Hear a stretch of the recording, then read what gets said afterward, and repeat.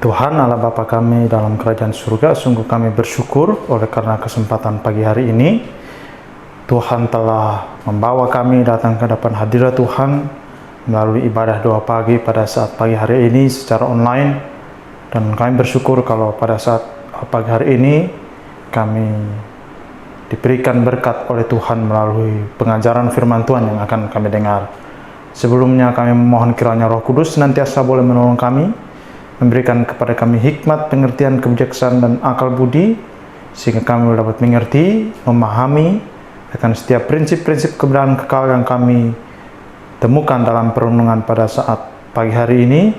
Dan biarlah Roh Kudus senantiasa menguatkan kami, menolong kami, agar kami mau taat dan melakukan firman Tuhan dengan setia, sehingga kami menjadi murid Kristus yang menyenangkan hati Tuhan, mempermuliakan nama-Mu lewat kehidupan kami. Terima kasih Bapa, terpuji nama-Mu, dalam nama Tuhan Yesus Kristus kami berdoa dan kami bersyukur. Amin.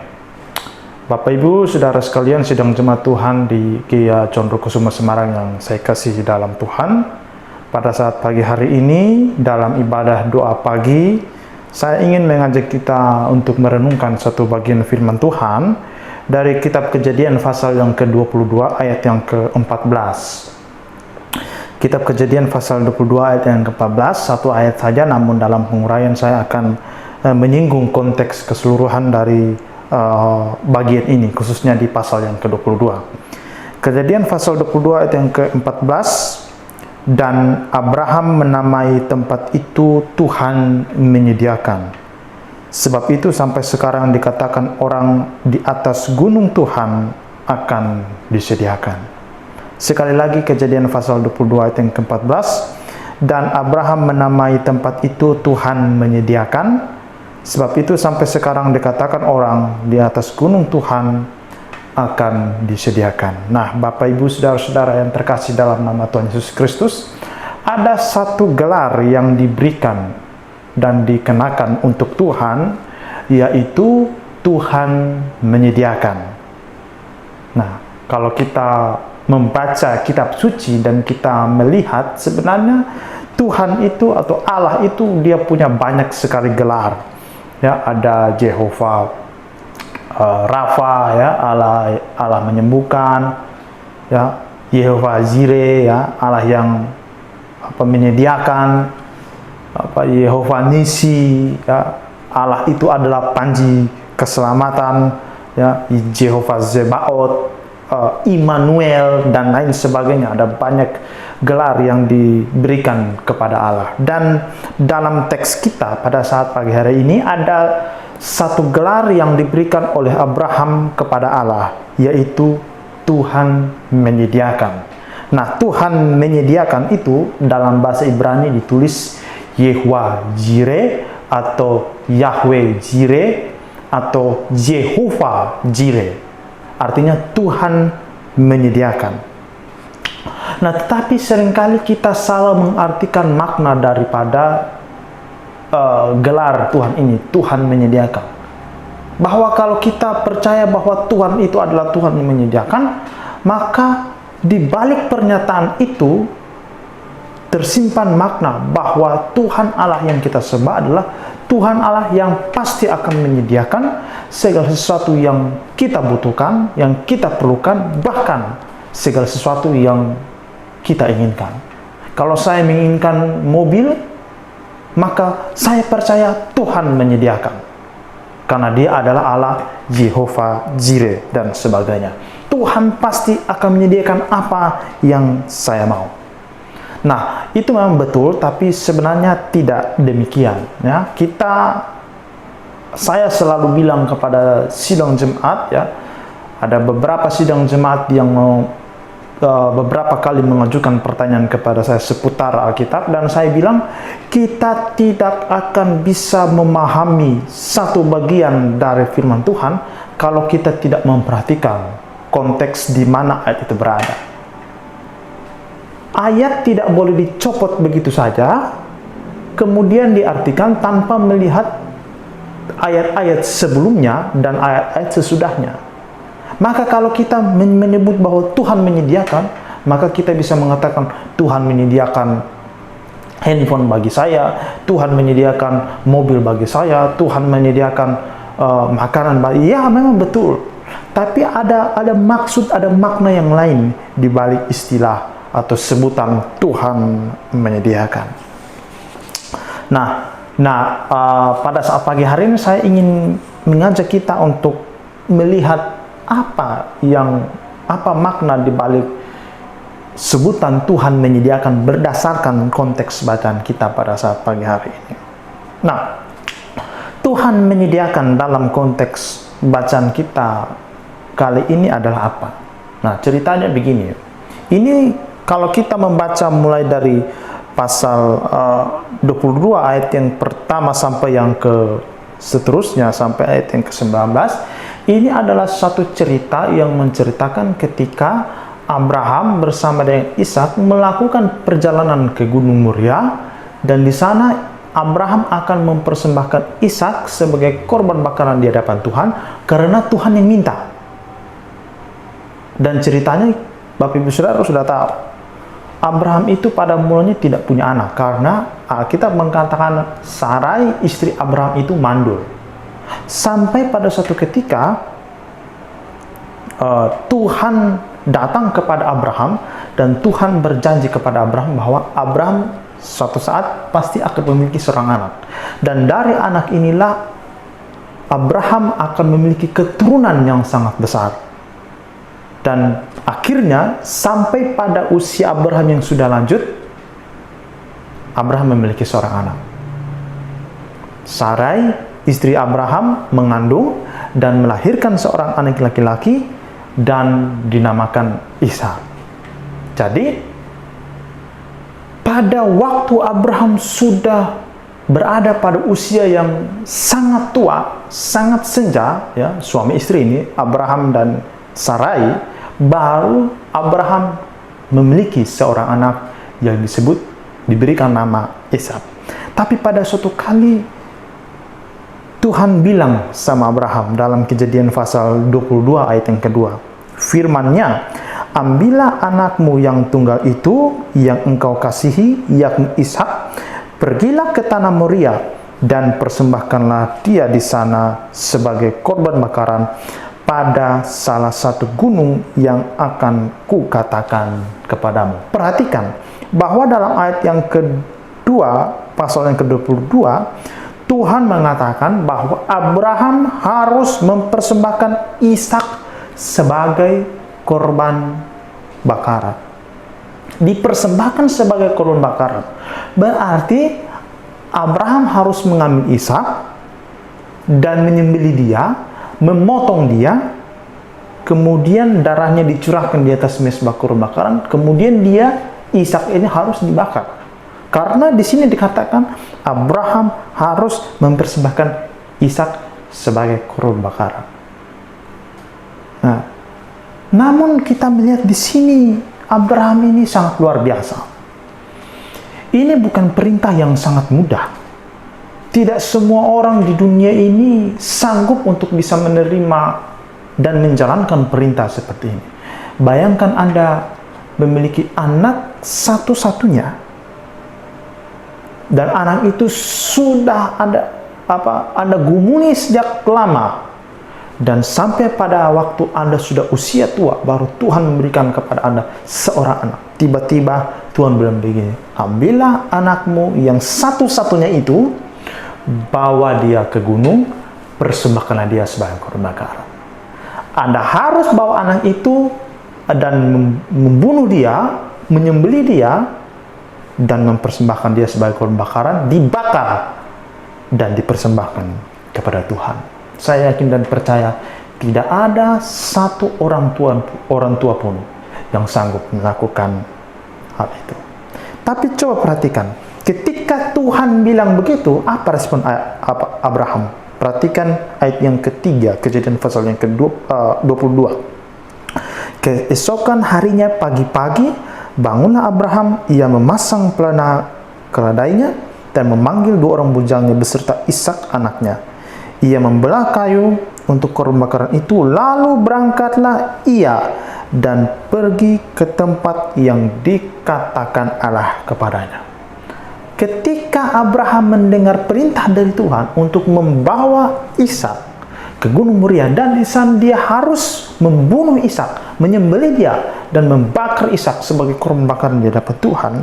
Setelah Abraham mendengar perintah itu, dia taat dan melakukan tepat seperti yang Tuhan perintahkan kepada dia.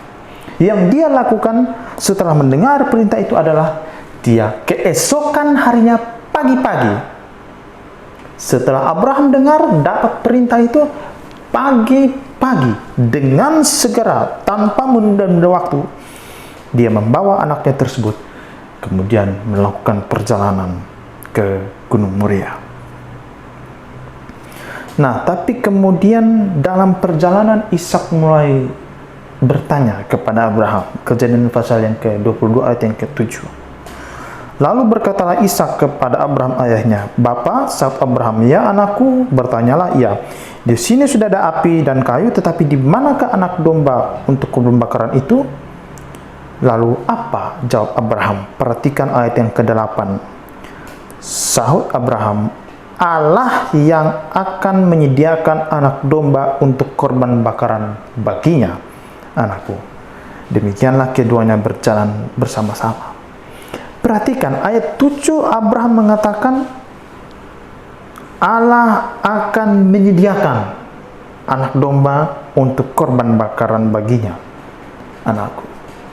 Nah, ketika Abraham mengatakan bahwa Tuhan Allah akan menyediakan, Abraham sebenarnya dia sedang mengungkapkan sebuah perasaan yang betul-betul keluar dari lubuk hatinya yang paling dalam.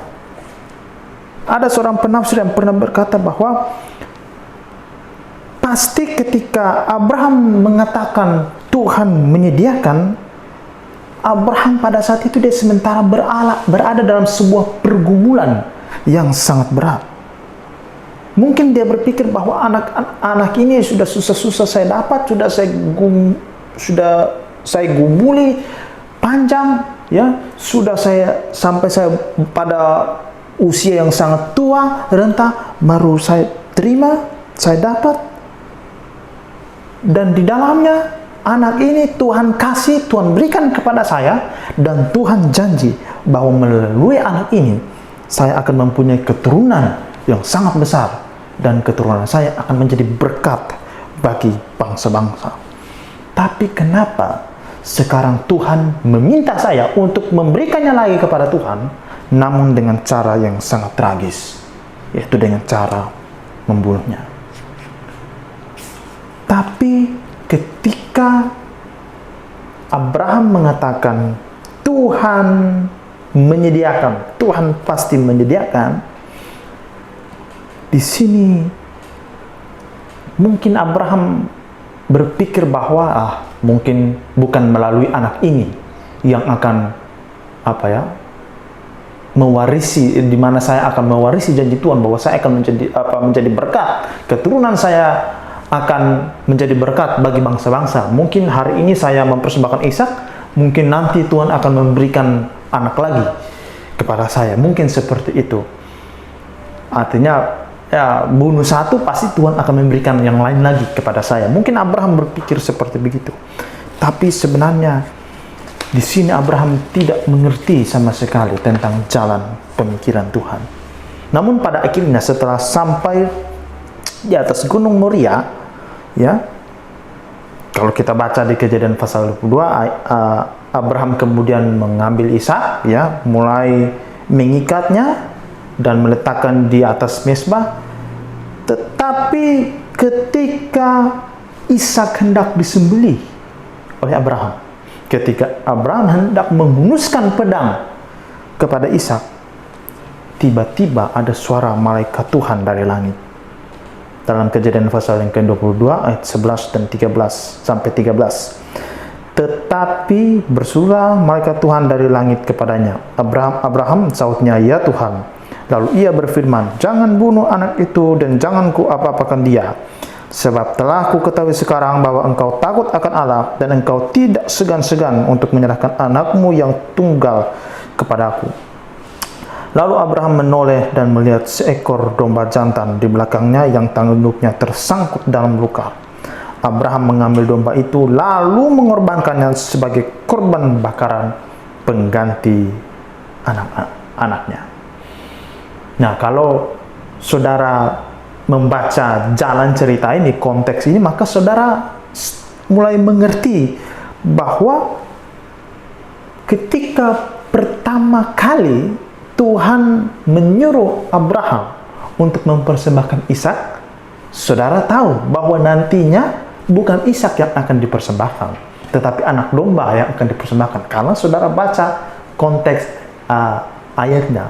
Namun pada saat Tuhan bicara sama Abraham, bawa anak itu dan persembahkanlah dia sebagai korban bakaran di tanah Moria. Apakah pada saat itu Abraham sudah tahu bahwa nanti ketika mereka sampai di Gunung Moria, bukan Ishak yang akan dikorbankan, tapi Tuhan akan menyediakan anak domba untuk dipersembahkan kepada Tuhan? Apakah Abraham sudah tahu? Belum. Abraham tidak tahu. Tapi setelah selesai domba itu disembelih, ya, setelah malaikat Tuhan mencegah Abraham untuk mempersembahkan Ishak, menyembelih dan mempersembahkan Ishak sebagai korban bakaran. Nah, setelah selesai itu semua, Tuhan menyediakan domba kepada Abraham untuk disembelih, dan setelah itu Abraham menyembelih, mempersembahkan domba itu. Disitulah baru Abraham menamakan tempat di mana peristiwa itu terjadi dengan sebutan Yehuwa Jireh, atau Tuhan menyediakan. Itu ayat kita tadi dalam Kejadian pasal 22 ayat yang ke-14. Dan Abraham menamai tempat itu Tuhan menyediakan. Nah, jadi pada waktu dalam perjalanan ketika Ishak bertanya, sudah ada api, sudah ada kayu, tapi mana dombanya? Nah, lalu Abraham mengatakan, Tuhan akan menyediakan. Itu bukan baru sekedar jawaban yang diberikan oleh Abraham kepada Ishak, belum berupa nama. Nanti nama Yehuwa Jireh diberikan oleh Abraham setelah selesai upacara pengorbanan domba tersebut. Nah, maksud saya adalah ungkapan atau gelar Yehuwa Jireh dalam konteks ini maksudnya apa? Apa konteksnya? Bukan konteks berdoa. Bukan konteks kita berdoa, kita minta kepada Tuhan semua hal yang banyak-banyak, lalu kita akhiri dengan permohonan, dengan ungkapan bahwa kami minta semua ini kepadamu karena kami percaya bahwa Engkau adalah Tuhan yang menyediakan. Tidak. Konteks dari ungkapan Yehuwa Jireh atau Tuhan menyediakan, menurut konteks kita pada saat pagi hari ini, ada dua. Yang pertama itu tentang pengujian iman atau pengujian ketaatan. Iman Abraham sedang diuji. Ketaatan Abraham sedang diuji. Abraham sedang ditempatkan pada sebuah posisi yang sangat sulit untuk mengorbankan anaknya atau tidak. Di sini tersirat bahwa Abraham berada pada posisi di mana dia berada antara dua pilihan. Mau taat kepada perintah Tuhan sebagai bukti bahwa dia mengasihi Tuhan, atau dia mencintai anaknya sendiri. Dia berada dalam sebuah pilihan keputusan yang sangat berat. Dia dijanjikan bahwa dia akan menjadi bapa segala bangsa, dan melalui keturunannya dia akan jadi berkat bagi bangsa-bangsa. Dan Tuhan ingin menguji sejauh mana iman dan ketekunan Abraham, ketaatan Abraham kepada Tuhan. Makanya Tuhan memberikan ujian ini untuk mau melihat sejauh mana Abraham mau serius sama Tuhan. Dan keputusan Abraham sangatlah tepat. Dia menomorsatukan Tuhan. Dia lebih mengutamakan kepentingan Tuhan dibanding kepentingannya sendiri. Dia lebih percaya kepada Tuhan. Dia lebih mengikuti apa maunya Tuhan. Dia lebih mau taat kepada Tuhan. Dia rela, dia tulus, dia ikhlas. Walaupun dia harus kehilangan anak satu-satunya yang dia kasihi. Daripada dia harus mengutamakan, mendahulukan cintanya yang berkaitan dengan urusan dia secara pribadi. Itulah korban yang sesungguhnya. Korban yang sesungguhnya adalah kita menempatkan ketaatan kita kepada Tuhan sebagai ketaatan yang nomor satu, dan mengesampingkan, menomorduakan urusan dan kepentingan kita.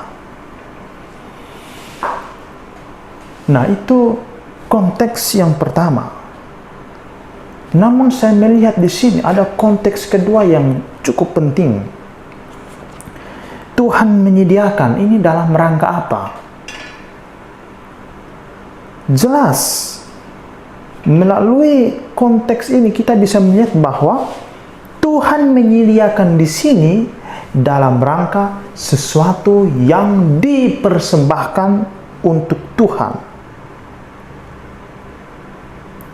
Tuhan menyediakan, Abraham menamakan Tuhan menyediakan itu, ini berkaitan dengan domba yang disediakan Tuhan kepada Abraham. Tapi pertanyaan selanjutnya adalah, Tuhan menyediakan domba itu untuk siapa? Apakah untuk Abraham? Supaya dia bawa pulang, dia bunuh, dan dia makan bersama keluarganya? Tidak. Tuhan menyediakan itu kepada Abraham, tapi setelah Tuhan menyediakan itu kepada Abraham, Abraham harus memberikannya itu kepada Tuhan.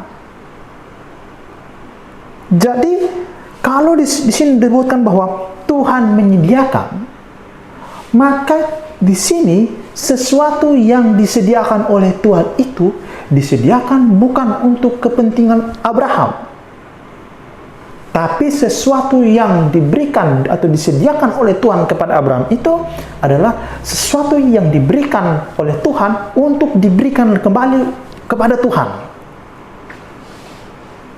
Tuhan yang menyediakan itu kepada Abraham. Tetapi ketika Tuhan menyediakan itu kepada Abraham, Abraham harus memberikan apa yang sudah Tuhan sediakan kepada dia itu untuk diberikan lagi kepada Tuhan. Tuhan menyediakan domba itu bukan untuk kepentingan Abraham, tetapi Tuhan menyediakan domba itu kepada Abraham untuk kepentingan Tuhan sendiri. Tuhan berikan domba itu kepada Abraham supaya Abraham mempersembahkannya kembali untuk Tuhan. Ini yang harus kita renungkan. Tuhan mau kita lakukan sesuatu kepada Tuhan. Tuhan mau agar kita memberikan persembahan kepada Tuhan. Tuhan mau agar kita memberikan korban kepada Tuhan, memberikan persembahan kepada Tuhan. Tetapi untuk itu, Tuhan menyediakan bagi kita supaya kita memberikannya kepada Tuhan. Tuhan mau saudara memberikan kolekte kepada Dia. Oleh karena itu, Tuhan memberikan uang di pekerjaan saudara. Setelah Tuhan memberikan uang itu di pekerjaan saudara, saudara berkewajiban untuk memberikan apa yang sudah Tuhan berikan kepada saudara itu. Saudara berkewajiban untuk memberikannya kembali kepada Tuhan. Jadi sebenarnya apa yang ada, ya, uang yang ada di dalam dompet kita itu bukan punya saudara, bukan punya kita. Itu punya Tuhan. Tuhan menyediakannya bagi kita supaya kita berikan kepada Tuhan. Jadi kalau kita mengatakan Tuhan menyediakan, betul. Tetapi ingat, apa yang Tuhan sediakan kepada kita itu tujuannya adalah supaya kita berikan kembali kepada Tuhan. Karena itu kita jangan salah paham. Kalau kita mengatakan bahwa Yehovah Jireh, Tuhan menyediakan, itu bukan berarti bahwa Tuhan menyediakan sesuatu untuk kepentingan kita. Memang kita butuh nasi, kita butuh mobil, kita butuh HP, kita butuh uang, kita butuh kerjaan, kita butuh jodoh, dan lain sebagainya. Kita butuh keturunan dan lain sebagainya. Betul, Tuhan sediakan itu kepada kita. Tapi sebenarnya semua yang disediakan oleh Tuhan itu bukan untuk kepentingan diri kita sendiri. Kalau kita baca konteks ayat tadi, segala sesuatu yang Tuhan sediakan, Tuhan berikan kepada kita, Tuhan mau agar kita pakai dan kita gunakan untuk Dia. Dari Tuhan kepada kita, untuk kita berikan lagi kepada Dia. Nah, ini yang ingin saya tekankan. Tuhan menyediakan sesuatu yang Tuhan berikan kepada kita, supaya sesuatu yang Tuhan sediakan kepada kita itu kita pakai untuk Dia. Kalau kita mau sesuaikan dengan konteks ayat kita tadi. Jadi itu intinya.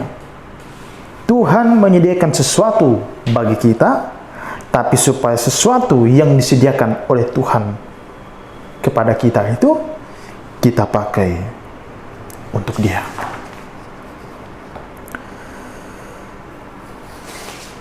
Jadi inilah pelajaran yang penting tentang makna daripada Tuhan menyediakan. Kita harus menyadari bahwa kita ini sebenarnya tidak punya apa-apa. Walaupun secara kelihatan kita memiliki banyak hal. Kita punya motor, kita punya mobil, kita punya segala macam harta. Tapi melalui perenungan ini, saya ingin mengajak kita untuk merenungkan kembali bahwa segala hal yang Tuhan sediakan kepada kita itu, Tuhan sediakan kepada kita bukan supaya kita gunakan untuk kepentingan pribadi kita. Tapi segala sesuatu yang Tuhan berikan kepada kita, yang kita miliki semua selama ini, Tuhan mau supaya kita gunakan dan kita pakai bagi Dia untuk kemuliaan nama Tuhan. Contoh yang paling sederhana adalah perpuluhan. Apa bedanya persepuluhan dengan pajak? Persamaannya semua sama-sama wajib. Persepuluhan wajib, pajak juga wajib. Tapi apa bedanya? Kalau pajak, Anda sudah bayar. Ya, saya kurang tahu ya, karena saya belum bekerja. Mungkin dari 100%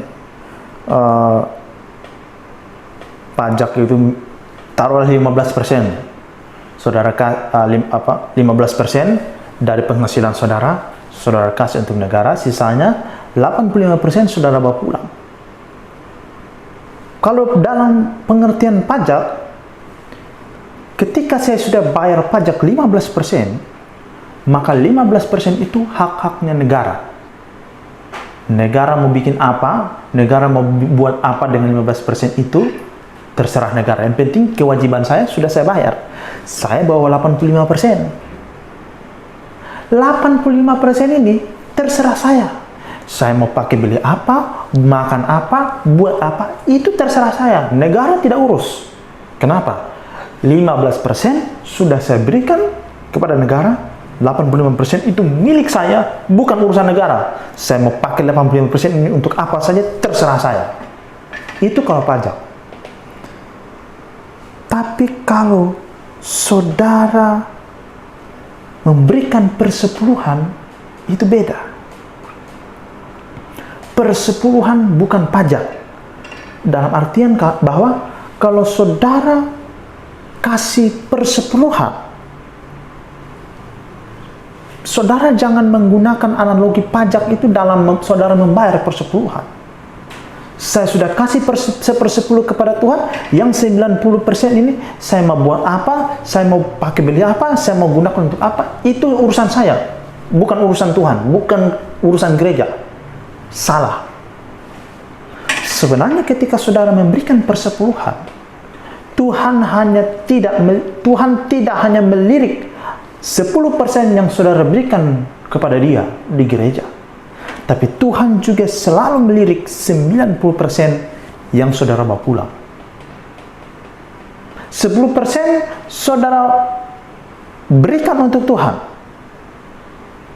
tapi Tuhan mau juga 90% yang saudara bawa pulang, saudara pakai juga untuk Tuhan. Caranya bagaimana? 10% kasih ke Tuhan, 90% bawa pulang ke rumah. Supaya apa? Beli nasi.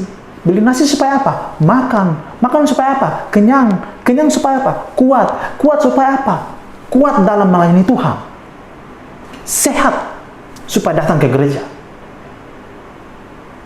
Saudara kasih 10% kepada Tuhan.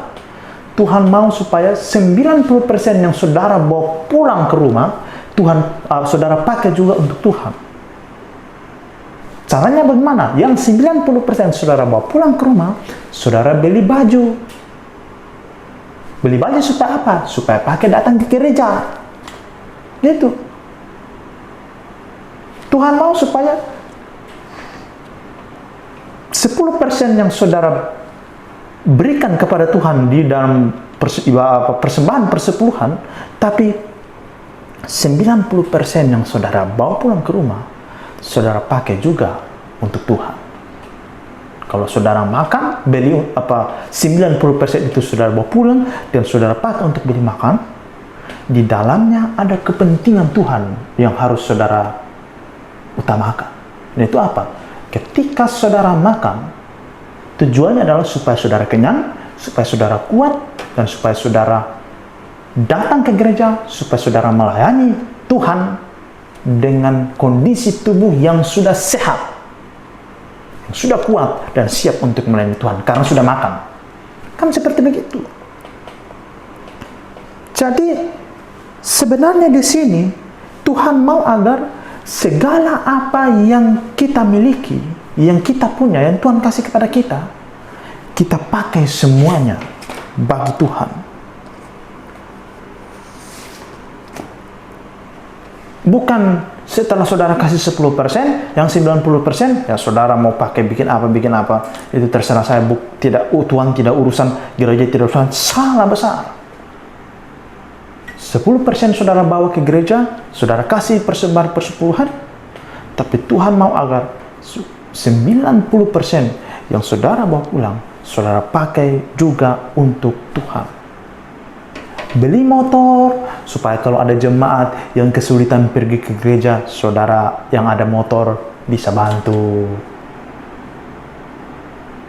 Beli mobil yang dari 90% itu, supaya apa? Ya supaya kalau kita mau gereja mau bikin acara retreat, kita naik mobilnya itu, kita pergi retreat, pergi ibadah, atau pergi apa. Itu semua adalah caranya agar kita bisa melakukan semuanya bagi kepentingan nama Tuhan. Saudara kasih 10% untuk Tuhan. Saudara bawa yang 90% pulang ke rumah. Supaya apa? Beli HP. Beli HP supaya apa? Download YouTube dan dengar khotbah-khotbah saya. Dan khotbah-khotbah yang Diok mengajar.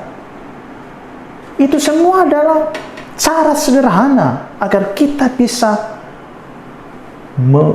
mengelola segala apa yang Tuhan berikan kepada kita, yang kita miliki, untuk kita pakai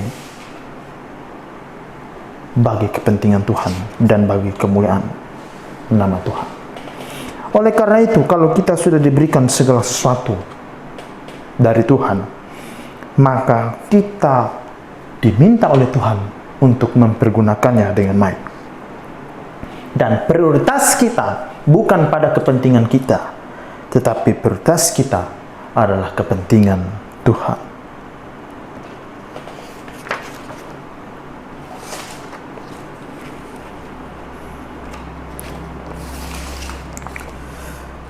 Ya, jadi ini yang menjadi perenungan kita. Yehovah Jireh, Tuhan menyediakan segala sesuatu dalam kehidupan kita secara materi,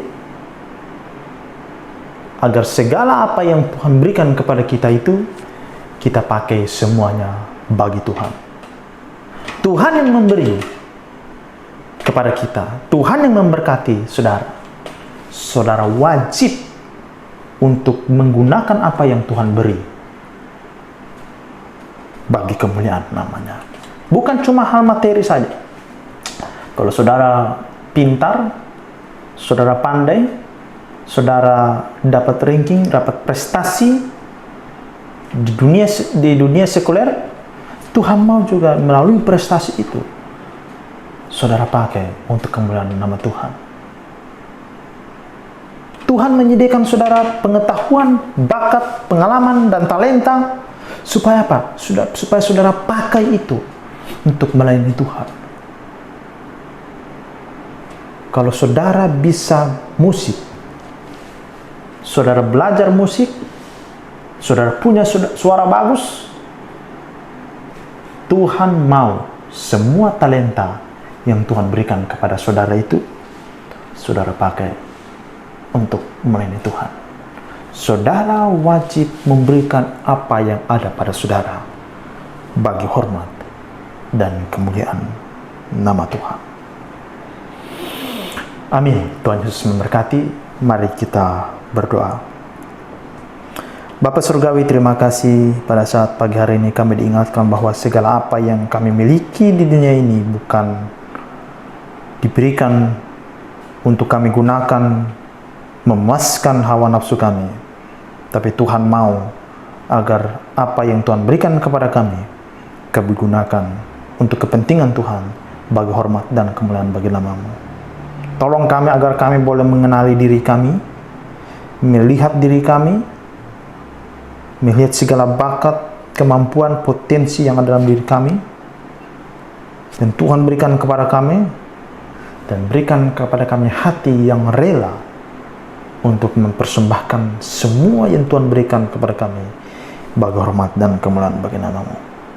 Terpujilah nama-Mu, berkati sidang jemaat Tuhan yang mendengar video ini, bahkan semua yang dengan setia melihat dan menyaksikan channel YouTube Young Mengajar. Berkat bagi kami, kemuliaan bagi Tuhan. Dalam nama Yesus kami berdoa. Amin.